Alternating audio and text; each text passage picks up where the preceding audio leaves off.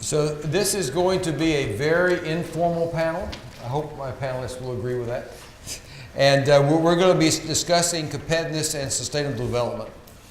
And as a way of introduction, I'm going to ask each one of my panelists to introduce themselves. And this is a surprise. Tell us one thing we don't know about you. Because we've had a chance to read your bio and understand that. So I'll give you a chance to think about it. And let me kick it off as an example. This whole focus of sustainability and competitiveness has been something that's been with me since university days.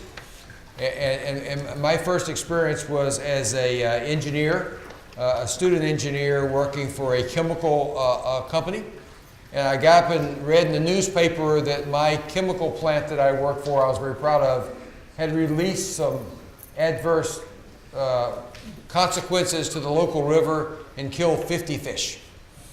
And so I came in and I was very embarrassed that the company I could work for would kill 50 fish.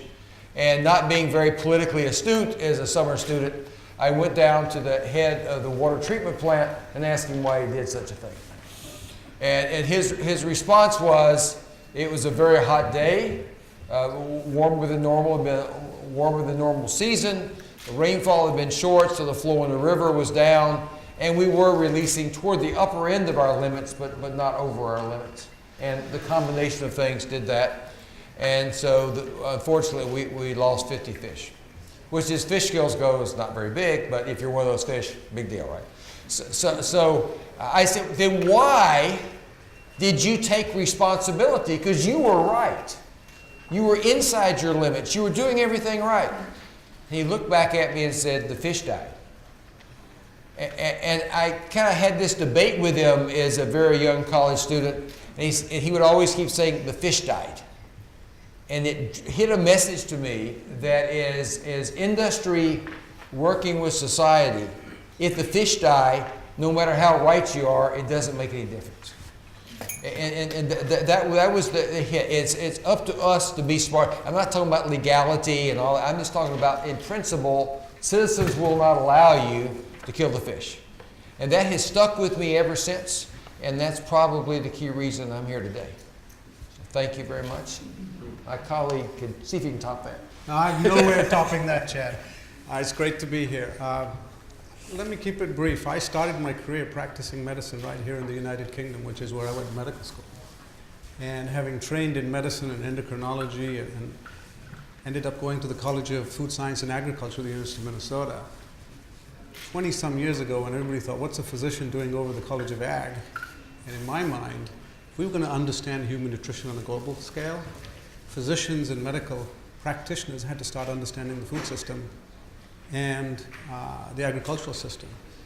25 years later, it seems like it was a bright-eyed thing to do, but I can tell you, back then, what was the doc doing over with the vets and the ag and the farmers was a little novel. I won't get into some of the stories about what comments I heard, but I can tell you it's integral to our thinking today, and we'll talk about it. That's great. Thank you. I'm Amr Al-Dabbagh, the chairman of the Dabbagh Group. I represent a second-generation family business. I promote a concept that I like to call omnipreneurship. It's the title of my latest book for living a life of meaning. We tend to live life in compartments. When we are young, it's about studying and playing. When we are a bit older, it's work, work, and only work. When we get older, it's time to give back. So the omnipreneurship gives a tool to help you live a life of meaning and a balanced life, addressing 10 different criteria at once. Whether you are young or old, you address them at the same time that deal with personal, recreation, family, friends, household, spiritual, community, career, and financial. So this is a tool that I promote, and it's part of my ingredients for living a life of meaning. Good morning, Mark Malloch-Brown, and you'll have seen from the bio that I had a long career in the UN, and some 16 or more years ago, as the top development official in the United Nations, I was responsible for overseeing the drafting of the Millennium Development Goals, and therefore have a huge sort of commitment to what's happening now. But I think in terms of a story, when these very simple MDGs, much simpler than today's Sustainable Development Goals, were drafted, I found all the intellectuals in development again me on this. This is much too simple. My own organization, UNDP, had a complex and important concept of sustainable human development, which they felt was not done justice by these goals. But I think because I was a simple-minded chief executive type, I pressed on, and I look back on it now, and all the then critics of it have understood the power of the idea and sort of come on board, and it's, as we heard from the principals, very much what still drives us. And I have only really one observation, that I used to work enormous hours every day of every week of every year on trying to make my development organizations that I ran better.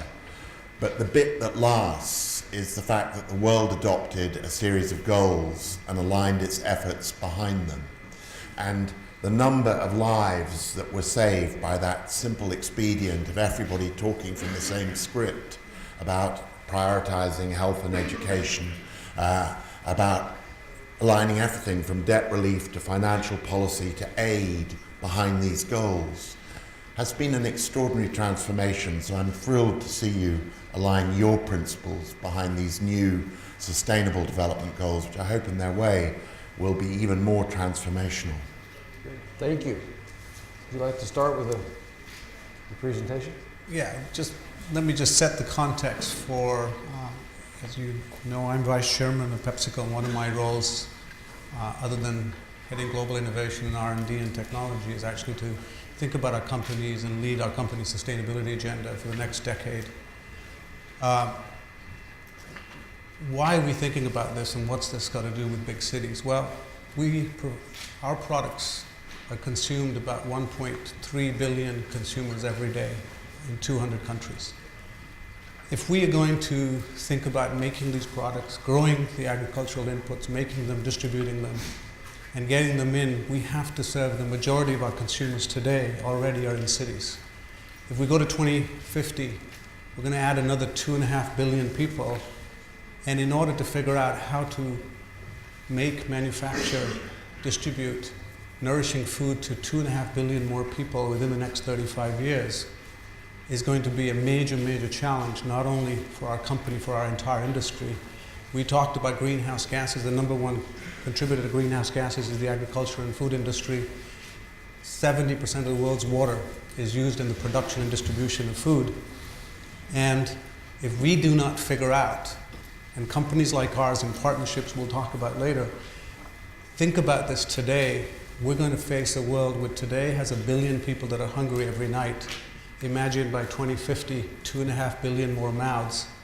How we're going to take that on. And so for us, and for me, sustainability is not just a nice to do. Sustainability is not one of those reputational things. It is going to be integral not only to our business, but stability of many societies that we talk about, if not all society. Thank you.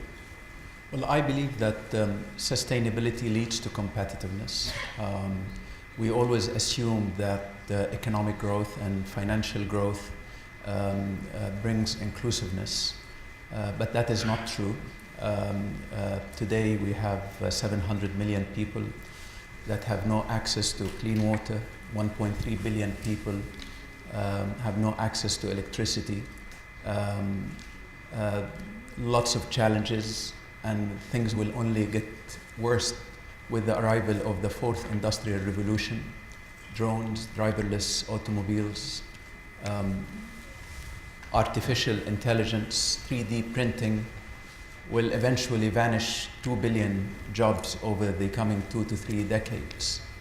So unless we start looking at inclusiveness as part of our strategies as private sector, unfortunately, most of the companies today see profit and sustainability mutually exclusive, which is also not true. The most valuable companies in the world have sustainability at the heart of their strategies.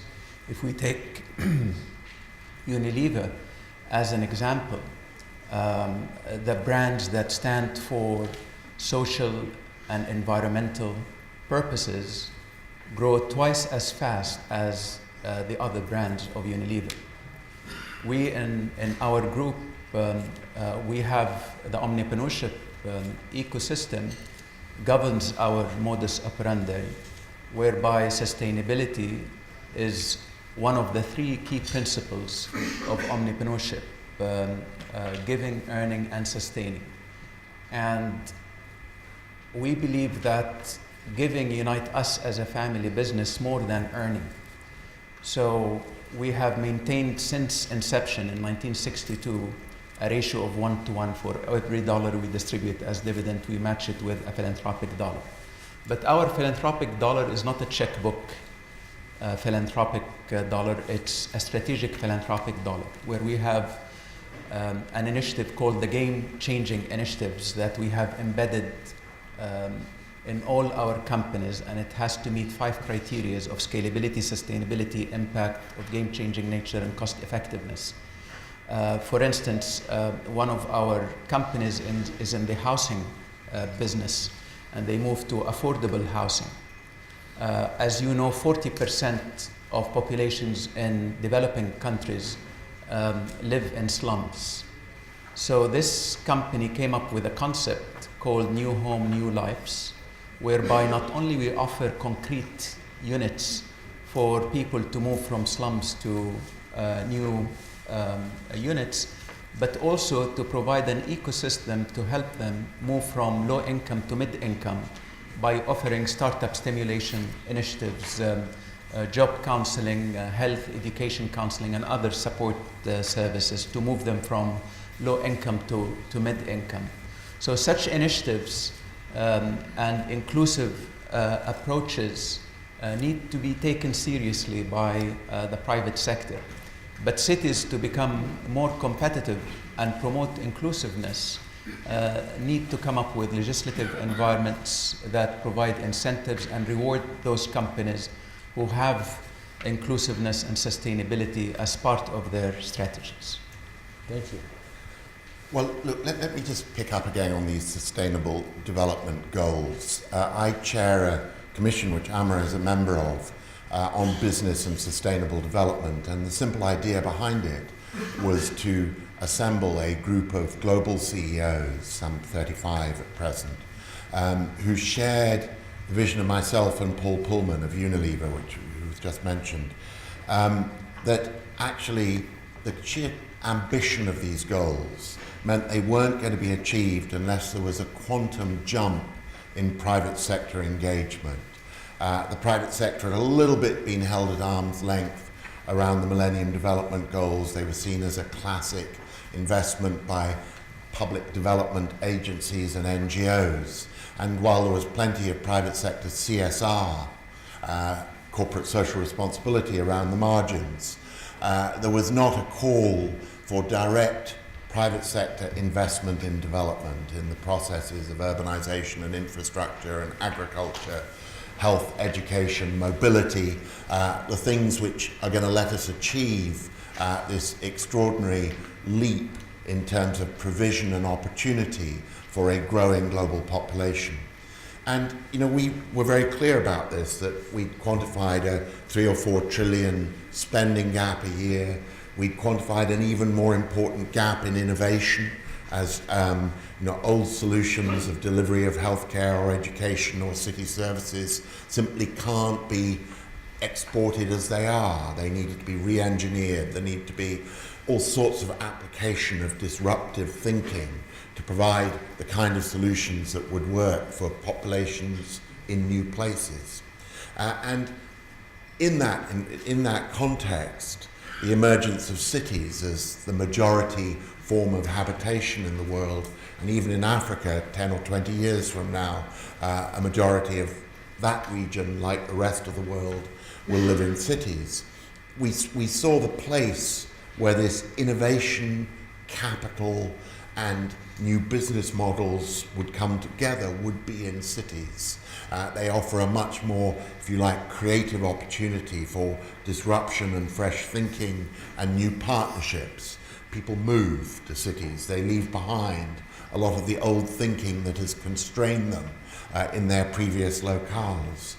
So for us to think of the development challenge around the module of cities is a very powerful one, and we're going to release our report, and then we, the commissioners, are going to go out and try and proselytize and demonstrate by the kinds of things we do in our own businesses, this work in action. But at the core of the report that we will release in January is that, in a sense, the great global laboratory for how we can make this new approach to development work is the city. Thank you. Thank you. Three great examples, all the way from food and how it has to change, how we have to develop cities from a housing standpoint in developing countries, and certainly this cooperation around goals and civil society working together. Yet, Brexit happened. Yet, something happened in the United States, which I will not characterize, but something happened. And so, is there something going on with the citizens that, how do we communicate to them? How do we get aligned with them? Are we aligned with them? We just don't know it? Yeah. Please, comment. Well, look, first, we are very grateful to the Americans in the audience for what you did in November, because it leaves us not the first example of global stupidity anymore. But it's not enough. I mean, we can dismiss the Turkey's voting for Christmas dynamic of what happened in both the UK and the US, and may well happen in other parts of Europe. But in a sense, that's confirmation of just how out of touch we are when we fall back on that sort of stereotypical condemnation of everybody who voted the other way. And, even though Mr. Trump's victory was less votes than Mr. Romney or Mr. McCain, and was as much about the collapse of Hillary Clinton's candidacy as it was about the triumph of Trump's. And here too there was an absolutely lousy establishment pro-Remain campaign run by people who should have known better. So you can kind of hide behind those short-term excuses, but the longer-term, profounder reality we have to grasp is that while I suspect everybody in this audience relishes globalization and integration and the challenges it offers, the opportunities it offers, half our fellow citizens are scared stiff by it. They see traditional ways of life being destroyed. They see their own economic circumstances relatively worsening, and they're angry as hell. And unless we can model a globalization which is accountable to them too, and which offers them opportunities, then an awful lot of what we all believe in is going to, frankly, be bitterly and angrily opposed by half of humankind. So it's a real challenge to build a more inclusive, more transparent, more accountable model of the kind of global changes we're talking about. We live in a very fragile world, and unfortunately, the Trexit, the combination of Brexit and Trump, which will probably replicate it in terms of other Brexits and other Trumps, will probably not help.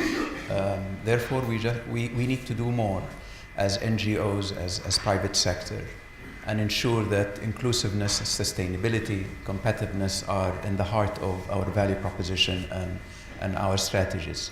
We should not be discouraged with what has happened. It should be an incentive to do more. And the good thing and the good news, doing more in terms of inclusiveness, sustainability, creates more value. And we always have to think of wealth creation hands in hand with wealth distribution. Wealth distribution in form of initiatives that can help inclusiveness and sustainability. So what has just happened, I think, should be an incentive for us to do more and include inclusiveness and sustainability more in whatever we do.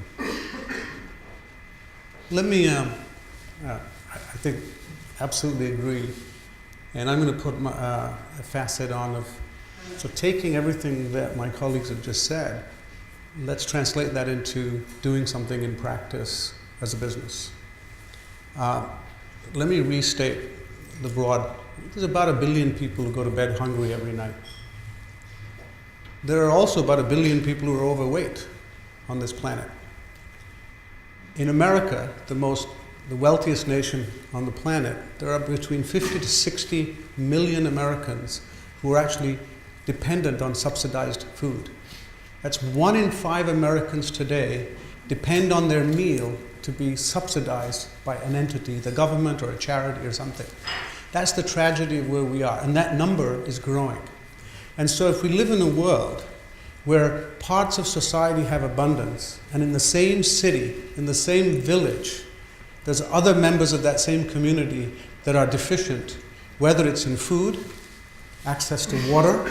If you look what's happening across North America, what recently happened in India with the riots and conflict between adjacent states within the same country as cities, if we do not create actual practical balance of access to bare basic needs, food, water, affordable food.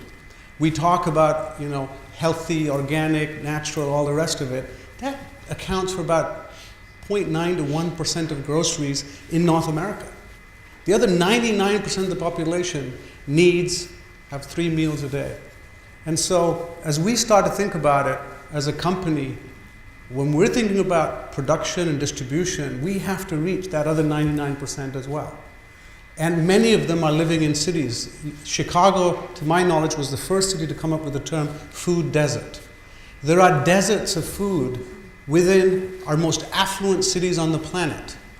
And those people live right adjacent to great institutions and academic expertise. Right next to the campus, you will find food deserts. Big academic health centers. Right next to those cities, whether it's London or Chicago or Baltimore, you're going to find poverty.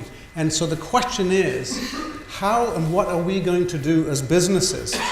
Not just as NGOs, not just as charities. At the end of the day, unless businesses find out ways to reach these people and create access, we're not going to solve this problem alone. Any one sector cannot do it. It's going to have all of us. I couldn't agree more. If you look back at the transformation that you've played the key leadership role in Pepsi the last 10 years, being really a very different company, although by the same name, how can we apply that? Maybe you can share a little bit of that with the group, but how can we apply that to the challenge you just gave us? So most people recognize PepsiCo with the name on the door. People are often surprised to hear that today the Pepsi brand is less than 1/10 of our business. In fact, our global carbonated soft drinks business total is less than 1/4 of our business. So the first, and I'll touch on, is diversification in many ways, not just product. We've coined the term that Indra Nooyi launched 10 years ago, and I had the honor and pleasure to join a decade ago, and we said performance with purpose. And what we said was we're going to perform as a business, which means we're going to make money. That's the right of every business. But it's also going to mean how we make money. It's about the purpose behind that performance. And so to translate that into action is some examples that I'll share. It meant people, products, and planet. On the product side, it was diversifying. And if we now look at across our business, we have 3,000 different products around the world. We have products like Quaker, Tropicana, all of these other brands that often people don't realize they're actually consuming a Pepsi brand. So we diversified. The second thing was how we went about from seed to shelf. And our entire supply chain, we have rethought our production all the way through. So we've made commitments around water, and not just made commitments. 2014, we won the Stockholm Water Prize, the top water prize in industry, and we won it on the basis of our impact, but it wasn't enough. And I'll come back to a little bit on how we're moving forward.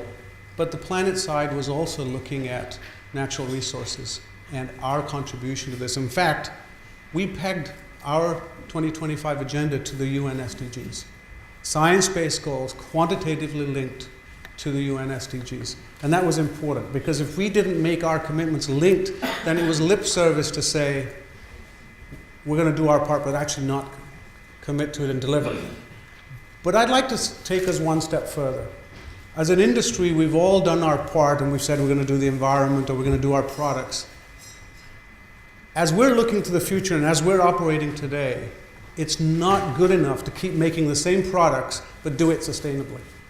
It's a bit like saying, I'm going to be sustainable in my packaging, and I'm going to be sustainable in my manufacturing, but I'm going to keep doing what I've always done. Or I'm going to change my products, but I'm going to ignore the planetary impact. Or if I'm going to look at the environment, I'm looking at my products, but my labor practices are ignoring the inequities on the farm, in the manufacturing. And so as we're now we're looking at our labor practices and our code of conduct, not just in our own employees, but through our entire supply chain to the farm worker. If we're looking at our environmental impact, it's not just our factories, but all the way up through the supply chain to the farm. And ultimately, as we think about access to our products, it's not just those upper part of society that can afford it, but truly into the food deserts and into those people. So to me, sustainability moving into the future, and what we've done is to integrate them not only vertically, but horizontally. And that's what makes it more ambitious, more challenging. We don't have one thing that we can focus on and say, this is our motto. We've got to look at it across. It's performance with purpose. As you were going through this transition, did you ever have a day that you thought we won't get there? There was a day, there were numerous days in every week where I had to do, and let me just, if I might build on that, and we'll come back to this. This takes not only courageous leadership at the board level, at the CEO level, at the executive team, but one of my own experiences at PepsiCo is it takes a diversity of thinking. Not just diversity in the traditional sense, gender, race, religion, all of that's necessary. But diversity of perspective, diversity of background, diversity of culture brings different thinking. And in my own case, I came from outside the industry, and one of the reasons I was recruited from outside the industry, having never worked in the food and beverage industry, was to bring that new thinking and perspective. If you keep doing what you've always done, you're going to get what you've always got. Until you have the courage to say, I'm ready to do something different. That was the key. That's great. The Business and Sustainability Commission that you're about to launch, the new goals with Paul, how would that build on what you just heard about from the Pepsi story? Well, we have a view that there are three kinds of companies, in a way, sort of radical incumbents, of which PepsiCo is one, which are large companies, Unilever's another, which have really, understood the importance of purpose across both their product range, but also all their stakeholders, from their employees to shareholders. They have better retention, they deliver better value, they last longer as companies, if the research is all to be believed. But we also think there are two other kinds of companies which will contribute at least as much to this. And one of the sort of radical disruptors, or the revolutionary disruptors, who are the Ubers and others, many of whom are scrappy little companies at the beginning that don't even begin to think in these terms, and whose impact is very mixed across the agenda of sustainability. On the one hand, they're driving a shared economy use of cars, which is a good thing. On the other hand, they've got a lot of unregulated vehicles which are not paying towards the local economy, clogging up roads. So how you work through all of that to help those companies as they grow sort of embrace sustainability and purpose in what they do is challenging, because they don't have a chief scientific officer. They don't have all the sort of functions to engage and think about this that the well-established company do. And then, in a sense, most critical in terms of an audience for us in terms of size are the sort of local insurgents, those who see the way the world is changing and are SMEs, but understand the ability to sort of get into people's supply chains with the opportunities that the multinationals are creating by localizing supply chains, etc. So, we perhaps, simplify it to the point of absurdity, but we think about these different types of companies and how to reach them with messages and examples and actions that can get them, more fully on the side of sustainability. And for us, it's always the business case. Yes, it's a business case charged with an ethical dimension, which is you and your employees will feel better about life if you adopt this. But above all, there is the case, this is good business. You will make money from adopting this way of doing things. From an NGO perspective, looking at these two business stories we just heard, what are they missing? What as you're developing housing in really tough places, what can business learn from your experience? Well, I will address your question from a family business perspective, because 97% of family businesses don't make it beyond third generation. They say in family business, first generation makes the business, second generation milks the business, and third generation auctions the business. So 97% of family businesses are unsustainable. And in our case, I'm in full agreement with my two colleagues here that purpose-driven companies live longer and more valuable and more profitable and more respected. And we look at things from a sustainability perspective with the 4 Ps lens: people, planet, philanthropy, and profit. But when we look at people, not only our colleagues and customers and partners, but also the shareholding family. And it is critical to come up with tools and platforms that would help the family business to be part of the 3% as opposed to 97%. So in our case, we have 2 platforms. The first is a family protocol that consists of 24 chapters dealing with the grassroots causes of family businesses moving from making to milking to auctioning. Issues such as succession, dividend distribution, policies and procedures, dealing with in-laws, they call them in family businesses outlaws, family members in management, the community contribution, and so on and so forth. The second platform is about promoting a culture to help the future generations to become responsible stakeholders of this ecosystem that consists of giving, earning, and sustaining activities. And we launched a foundation called Club 32. I have 32 nephews, nieces, including my 5 children.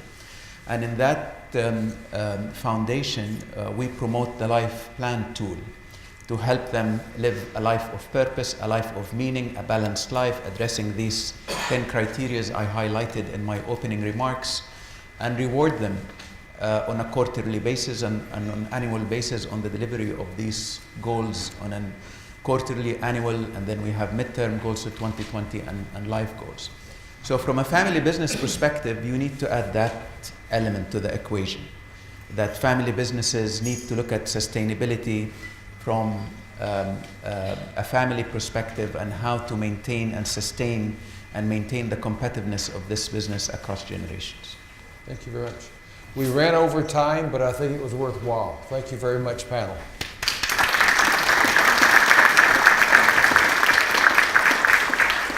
Thank you.